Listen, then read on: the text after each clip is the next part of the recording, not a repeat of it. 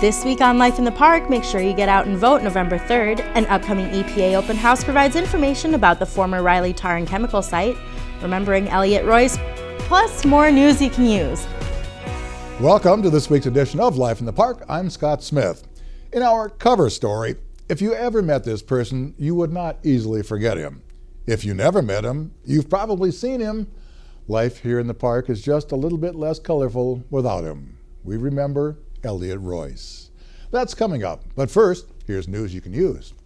The U.S. Environmental Protection Agency invites you to attend an educational open house on Thursday, November 12th from 6 to 8 p.m. at the Rec Center Banquet Room, 3700 Monterey Drive, about the former Reilly Tar Chemical Corp site that was located near the intersection of Louisiana Avenue and Highway 7.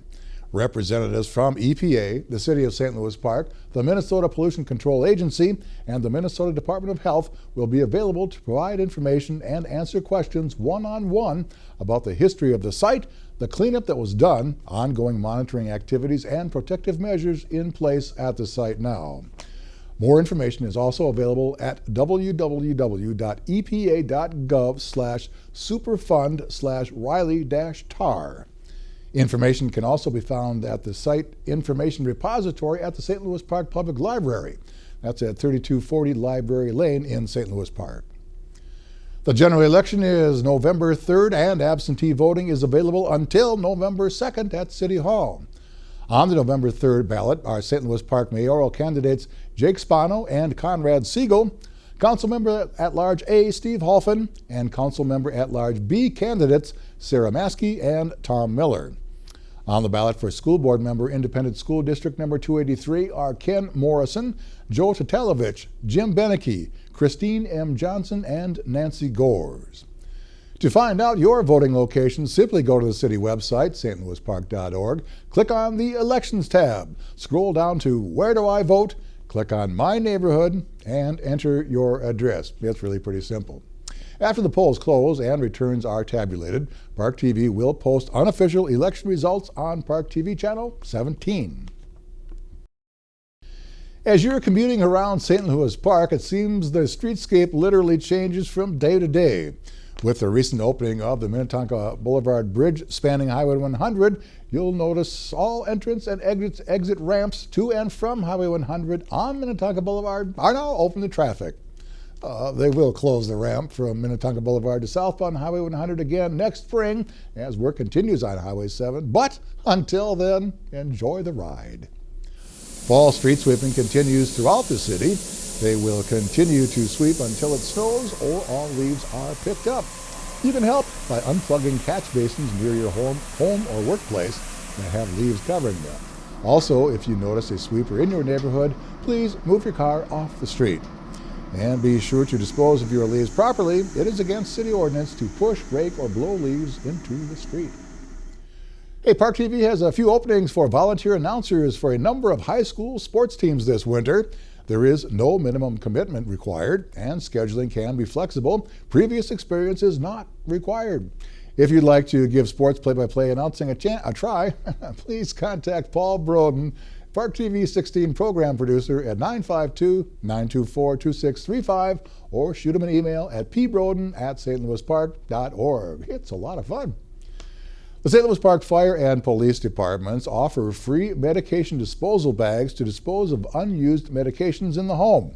Proper disposal of prescription and over-the-counter medications prevents those chemicals from entering groundwater and drinking water, which can happen when medications are thrown away in the garbage, flushed down the toilet, or washed down the drain. Each free medication disposal bag holds up to 90 pills, 12 ounces of liquid medication, or 12 transdermal patches. The bags contain activated carbon, which neutralizes the medication and prevents it from contaminating groundwater and drinking water. Medication disposal bags are available for pickup Monday through Friday from 8 to 4:30 p.m. at St. Louis Park Fire Station Number 1, 3750 Wooddale Avenue, or the St. Louis Park Police Department, located on the south side of the parking lot of St. Louis Park City Hall, 5005 Minnetonka Boulevard. There is a limit of 2 per household and they're for home use only.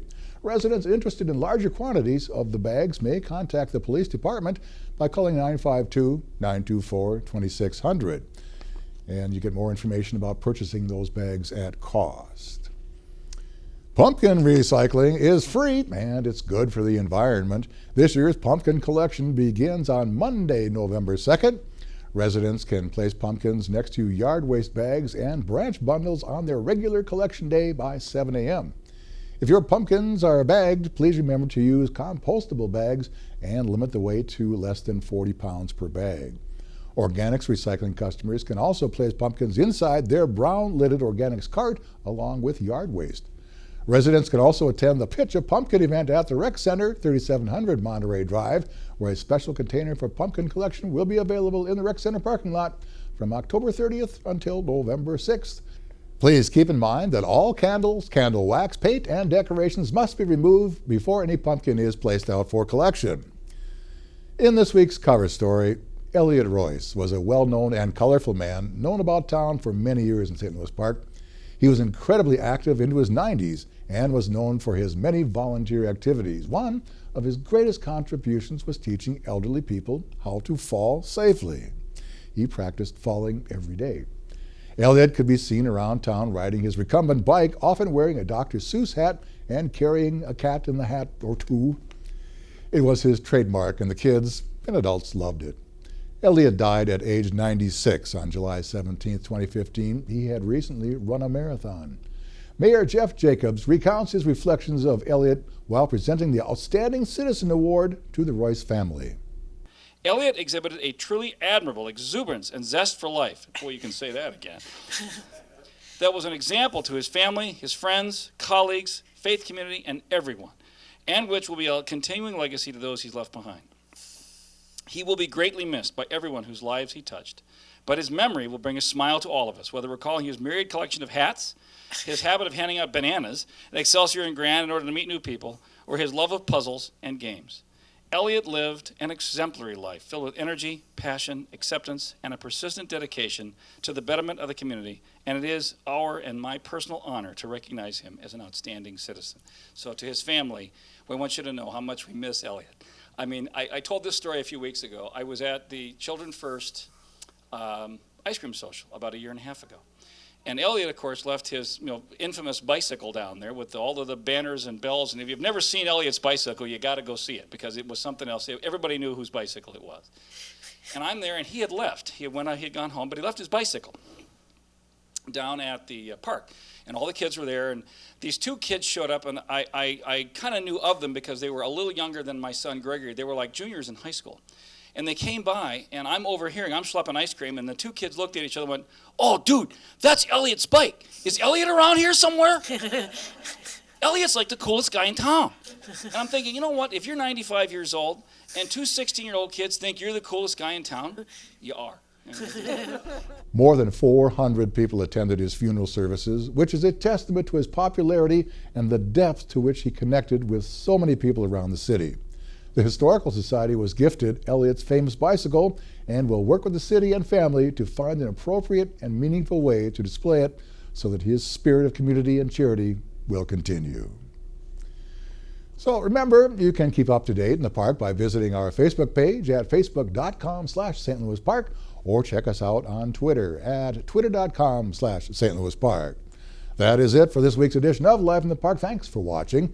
Join us next week for another edition of Life in the Park right here on Park TV.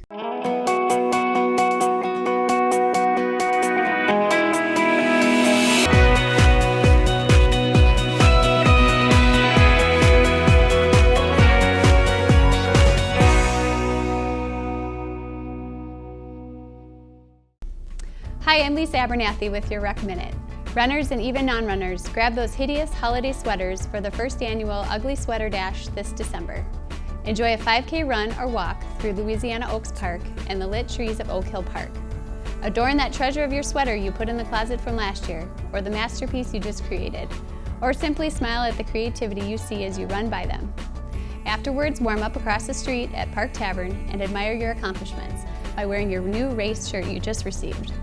Registrants will also receive a goodie bag. This ugliest of sweater dashes will take place on Sunday, December 6th, starting at 5:30 p.m. Registration is available at stlouispark.org. Early bird fee before October 15th will be $15. Registration fee between October 16th and November 15th is $25. The Forget About It fee, November 16th through December 5th, is $30. And race day registration is $40 and begins at 4 p.m. 'Tis the season for ugly sweaters. Hope to see you and your sweaters there.